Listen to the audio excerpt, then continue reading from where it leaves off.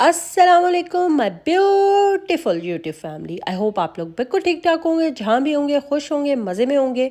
आज का व्लॉग बड़ा इंटरेस्टिंग होने वाला है। आज के व्लॉग में मैं आप लोगों के साथ अपनी एक वो टिप या वो क्लीनिंग हैक शेयर करने जा रही हूँ जो मैं नॉर्मली यूज़ करती हूँ, स्पेशली उन चीज़ों के लिए जो वाइट कलर की होती हैं, चाहे वो मेरे घर में यूज़ होने वाले बर्तन हों या मेरे वॉशरूम से रिलेटेड चीज़ें हों या फिर और कोई भी स्टोरेज की चीज़ें जो वाइट कलर में हो, तो मैं उन्हें कैसे क्लीन करती हूँ, तो मैं वो एक एक चीज़ आपके साथ शेयर करने लगी। चलिए सबसे पहले स्टार्ट करते हैं। मेरे घर में जो बर्तन इस्तेमाल होते हैं वो वाइट कलर के हैं। तो मैंने एक बड़े से बॉक्स में पानी लिया और उनमें इन अपने तमाम जितने भी बर्तन थे वाइट कलर के उनको डिप करके रख दिया। और फिर उसके अंदर मैंने जो ब्लीच होता है, जो मोस्टली हम वाइट कपड़ों के लिए यूज़ करते हैं, उस ब्लीच को एक बस लिमिटेड क्वांटिटी में इस पानी के भरे हुए कंटेनर में डाल दिया। ओवरनाइट भिगो के रख दें, अगले दिन बेहतरीन साफ़ हो जाएंगे। जो अक्सर सालन के या कुछ ऐसे स्टेन्स होते हैं ना, जो वैसे तो आपको शायद कैमरे में नहीं नज़र आ रहे होंगे, लेकिन पड़े होते हैं, एक येलो येलो सा एक मार्क से बन जाते हैं, तो वो बेहतरीन साफ़ हो जाते हैं। फिर इसके अलावा मैंने ये मैंने पहले भी बताया हुआ है, मैं अक्सर ग्लास क्लीनर जो होता है, लिक्विड ग्लास क्लीनर, उसके अंदर मैं विनेगर डाल के एक लिक्विड सा बनाती हूँ। तो उसी लिक्विड के अंदर मैंने ब्लीच भी ऐड कर दिया था, पानी ऐड करके, यानी पानी का रेशियो ज़रूर रखना है इन सब चीज़ों को एक दूसरे के साथ मिक्स करते हुए। फिर मेरे जो सब्जियों वाला रैक था और जो मेरे बर्तनों वाला रैक था, वो मैंने ख़ुद ही कुछ दिनों से नहीं साफ़ किए थे, क्योंकि मुझे साफ़ करना था, लेकिन मैंने सोचा कि मैं व्लॉग में एक आपके साथ शेयर भी कर दूंगी और उस वक्त साफ़ भी कर लूँगी, तो मैंने फिर उन्हें नहीं किया। तो ये भी मैं ओवरनाइट इन पे स्प्रे अच्छे से करके वही उसी लिक्विड के साथ जो मैंने बताया है कि उसमें ग्लास क्लीनर, वाटर, विनेगर और जो ब्लीच है कपड़ों वाला, वाइट कलर का जो वाइट कपड़ों को ब्लीच करने के लिए होता है, वो ब्लीच ऐड करके मैंने उनको ओवरनाइट रख दिया। अगले दिन जब मैं उठी तो बेहतरीन उनमें से स्टेन ऐसे रिमूव हुए कि बस मज़ा ही आ गया। तो सबसे पहले फिर मैंने ये किया था कि सुबह उठने के बाद, नाश्ते वगैरह से फ्री होने के बाद, मैंने सबसे पहले यही काम किया, क्योंकि इससे जो भी मैस मचना था, तो मेरी आज क्लीनर जो हाउस हेल्प थी उसने भी आना था, तो मैंने कहा मैं पहले उसके आने से पहले मैं ये सारा काम ख़त्म कर दूं, ताकि जब वो आए तो बाकी क्लीनिंग कर लेगी, तो मुझे ज़रा सा एक रिलीफ मिल जाएगा कि फिर मेरा काम भी ख़त्म हो चुका होगा और घर भी बेहतरीन साफ़ हो जाएगा। तो ये सब चीज़ें ओवरनाइट मैंने स्प्रे करके रख दी थी, तो जो भी स्टेन्स वगैरह थे वो काफ़ी ज़्यादा सॉफ्ट हो गए थे। जैसे आप कोई भी मीट या चिकन भी आप ओवरनाइट टेंडर करके रखते हैं, तो वो कितना ज़्यादा ज़बरदस्त किस्म का सॉफ्ट और ज़बरदस्त हो जाता है। तो इसी तरह अगर कोई भी चीज़ आपको क्लीन करनी है ना, तो उसको ओवरनाइट स्प्रे वगैरह करके आप रख दें। अगर कोई ऐसा स्प्रे नहीं है जो हार्मफुल ना हो, ये तो मेरा खुद का बनाया हुआ है, तो मुझे पता होता है कि इसमें पानी शानी ऐड है, तो बहुत ज़्यादा ऐसा नहीं होगा कि, और वैसे भी चीज़ें वाइट कलर की हैं, तो जिनका वैसे ही मुझे कलर ख़त्म करना होता है। तो बस मैंने साथ साथ साफ़ करती गई उनको और इन चीज़ों को क्लीन करती गई। और मुझे ये था कि जो मैंने ये ब्लीच वाला लिक्विड बनाया है, इससे मुझे अपनी वॉल्स वगैरह भी साफ़ करनी थी, क्योंकि किचन की या वॉशरूम की जो वॉल्स होती हैं वो भी वाइट कलर की होती हैं, उन पे भी स्टेन्स वगैरह आ जाते हैं।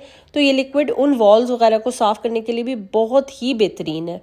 सबसे पहले मैंने अपने साफ़ कर लिए थे जो रैक्स थे जिनमें मुझे बर्तन रखने थे, क्योंकि बर्तन मुझे पता था कि मैंने ओवरनाइट उनको डिप करके रखा हुआ था उस पानी में, तो वो वैसे ही बिल्कुल साफ़ होंगे, लेकिन फिर भी उन्हें उसमें से वॉश करना था, एक बार सोप लगा के साफ़ तो करना ही था।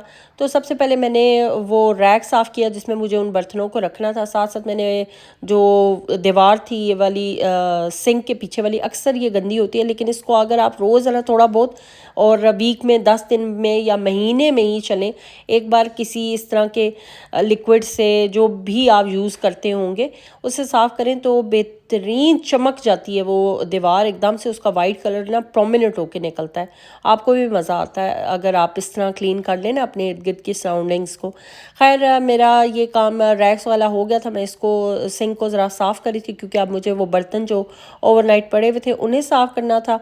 और बस सुबह सुबह मैंने कहा ये काम निपटा लूँ, क्योंकि फिर आगे का दिन बच्चे स्कूल से आ जाते और काफ़ी बिजी गुजर जाता।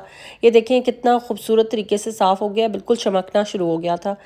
बस फिर मैंने उस पानी में से ये सारे बर्तन वगैरह निकाल लिए। बर्तन बिल्कुल साफ़ थे। जो स्टेन्स मुझे बुरे लगते थे ना, शायद आपको इस व्लॉग में नहीं नज़र आ रहे होंगे, लेकिन मेरे तो सामने मेरी तो आंखों से नज़र आ रहे थे। तो मुझे पता था एक येलो येलो, आपको भी शायद एक्सपीरियंस हुआ होगा अगर आपके घर वाइट कलर के कोई भी बर्तन हो जो डेली बेसिस पे यूज़ होते हो, और अगर नहीं भी डेली बेसिस पे यूज़ होते तो भी एक वाइट कलर का वाटर मार्क आ जाता है। या सालन, क्योंकि हमारे सालन होते हैं ऑयल वाले और उनमें हल्दी वगैरह डली होती है और इस तरह की चीज़ें होती हैं, तो वो एक स्टेन सा आ जाता है। बस मैं अब इनको सोप वगैरह लगा के साथ साथ कर रही थी। क्लीन तो ये बिल्कुल थे क्योंकि क्लीन ही बर्तन मैंने डाले थे।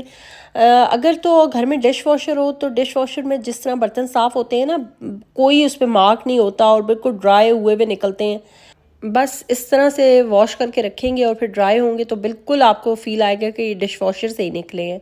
डिश वॉशर में एक वो सॉल्ट और इस तरह का कोई लिक्विड सा डालते हैं, इसकी वजह से वाकई बर्तन बहुत ज़बरदस्त से साफ़ होते हैं। बर्तनों वाला काम तो मेरा ख़त्म हो गया था। बस अब वो कुछ और चीज़ें थी जो मैंने मेरा वेजिटेबल वाला बॉक्स था जिसमें प्याज और लहसुन टमाटर और आलू वगैरह रखते हैं। वो अक्सर काफ़ी गंदा हो जाता है क्योंकि प्याज और जो आलू होते हैं उनमें ऐसे स्टेन्स वगैरह लग जाते हैं। तो उनको भी मैंने रात में ओवरनाइट स्प्रे करके रख दिया था और अभी बस मैं उसको अच्छे से क्लीन करी थी।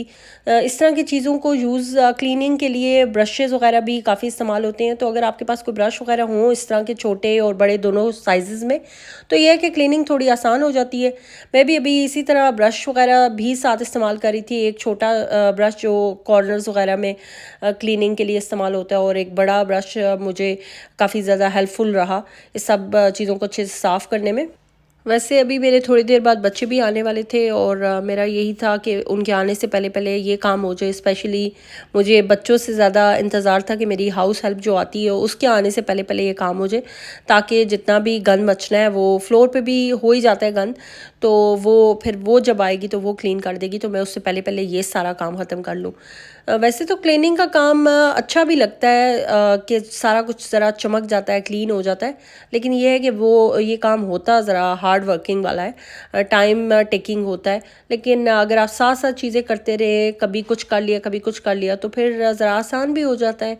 मैं नॉर्मली अपने व्लॉग्स में यही चीज़ बताती भी हूँ और ख़ुद भी मैं यही करती हूँ कि मैं एक दिन कोई भी क्लीनिंग नहीं करती, क्योंकि हो ही नहीं सकती। स्पेशली अगर बच्चों वाली मदर हैं या अगर वो कहीं बाहर किसी कंट्री में रहती हैं जहाँ उन्हें मोस्टली अपने काम सब खुद ही करने हैं, बच्चों को भी खुद देखना है और घर के भी सारे काम करने हैं और बाहर भी जो भी अगर कोई काम हो वो भी देखना है।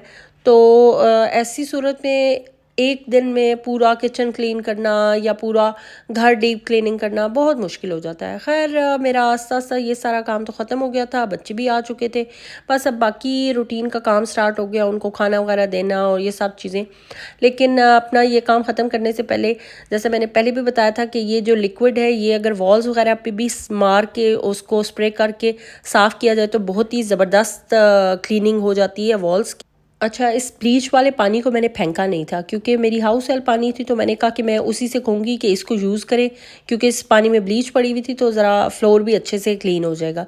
तो मैंने इस पानी को नहीं फेंका था जिनमें मैंने बर्तन डिप करके रखे हुए थे।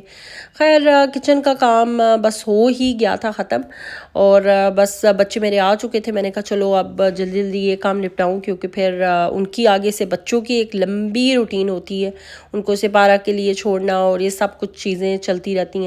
जो मेरा व्लॉग डेली बेसिस पे देखते हैं उन्हें पता होगा कि मैं अपने बच्चों को सिपारा वगैरह के लिए अब कहीं किसी और के घर दूसरी बिल्डिंग में छोड़ने के लिए जाती हूँ। तो मैंने एक नई रूटीन स्टार्ट की है कि जब मैं बच्चों को सिपारा के लिए उधर उनके घर छोड़ने जाती हूँ तो हमारे घर के पास ही बिल्कुल एक पार्क है। पार्क इतना ज़्यादा उस तरह पार्क तो नहीं है, लेकिन चले वॉक वगैरह करने के लिए एक अच्छा होता है, एक जगह बनी हुई है कि चलो वॉक वगैरह कर लें। बहुत ज़्यादा लोग आते हैं, मैं बहुत ही कम जाती हूँ, लेकिन इतना अच्छा मौसम था, इतनी प्यारी हवा चल रही थी, बिल्कुल क्लाउडेड सा मौसम था, तो मैंने कहा चलो आज तो ज़रूर चली जाती हूँ। वैसे भी अभी कुछ दिनों से मैंने रूटीन स्टार्ट की हुई है थोड़ी सी, वो कुछ घंटा आधा घंटा जो होता है मैं वॉक वगैरह करती हूँ। खैर वॉक वगैरह करके मैं घर आ गई। आज मैंने एक बड़े मज़े की चीज़ बनानी थी, तो मैंने सोचा कि मैं आप लोगों के साथ भी शेयर करूँ। बहुत ही ईजी मैंने बनाया था अचार गोश्त। अचार गोश्त बनाने के लिए मैं कोई मसाला ख़ुद से ही सारे डालती हूँ और मसाले जो हैं वो अचार गोश्त के मसाले बड़े ही सिंपल हैं। सारे खड़े मसालों के साथ मेथी दाना, सौंफ और जो कलवंजी है ये मेन चीज़ होती है जो इसमें डलती है। बाकी मोटी जो लाल मिर्च है वो आप डाल लें। बाकी मैंने ये है कि ऑयल में थोड़ा सा उसको मसालों को, खड़े मसालों को डालने के बाद, जो कि मैं अक्सर इस तरह करती हूँ, फिर मैंने चिकन डाल लिया। चिकन अभी मैं ऑयल में थोड़ा सा उसको भून लेती हूँ क्योंकि उससे जो उसकी स्मेल वगैरह होती है ना वो ख़त्म हो जाती है। बाकी सिर्फ इंग्रेडिएंट्स क्या हैं कि नमक और मिर्च वगैरह डालें जो अपने टेस्ट के अकॉर्डिंग।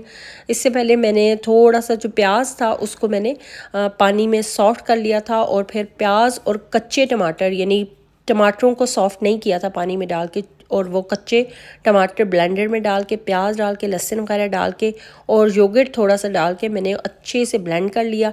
जब यहाँ पे चिकन थोड़ा सा वो मुझे लगा कि फ्राई हो गया है, स्मेल वगैरह ख़त्म हो गई है, तो जो मिक्सचर मैंने टमाटर, प्याज और दही का जो मिक्सचर था वो मैंने इसमें ऐड किया। और मोस्टली दही जब किसी चीज़ में डलता है तो जो चम्मच है, आंच को भी तेज़, आग को तेज़ रखते हैं, और जो चम्मच है वो ज़रा चलाते रहते हैं क्योंकि दही एकदम से फटने लग जाता है तो उसमें वो गुठलियाँ सी ऐसे वो बन जाती है दानेदार सा। साथ मैंने अपने लिए चाय रख ली क्योंकि अब शाम का टाइम था, मैंने कहा चलो चाय वगैरह भी बना लेते हैं।